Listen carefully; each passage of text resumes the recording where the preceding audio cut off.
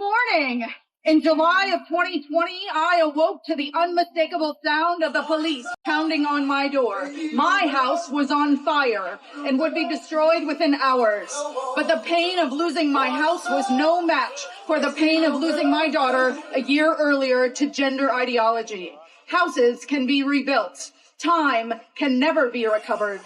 But at this moment, there is a house that is still on fire, and instead of running away from it, young people are running toward it. Inside this burning house, there are adolescents learning to magnify and multiply their discomfort, not given the grace to grow, but pathologized into prescriptions by so-called professionals.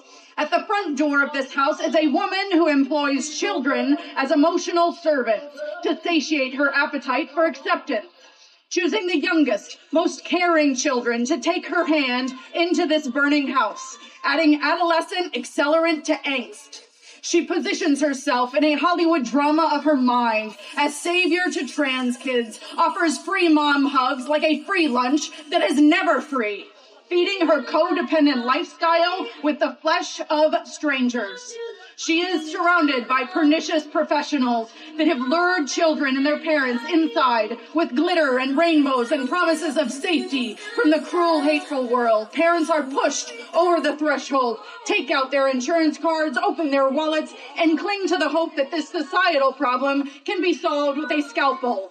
Children are choking on smoke, gasping for air, afraid to leave the house even though they are dying inside of it because now all of their friends are there. Friends are there like inpatient, always a patient unit where no one ever gets well enough to leave, treatment never stops, and everyone is in perpetual state of panic. Teams of therapists, social workers, nurses, and doctors are blocking the doors to the fire escape that would allow these children to ascend into adulthood with resilience. Each savior strikes a match to start the slash and burn process of self-immolation prescribed for this overwhelmed adolescent. This is the ideology of trust the teenager, they know themselves, a phrase that rarely, if ever, crossed the lips of a parent, grandparent, or teacher until this dystopian period of history. It is time to put out this fire. We hope the Supreme Court will see the fire that we have seen burning for years and will see the truth through the smoke of slogans, because no child is born in the wrong body.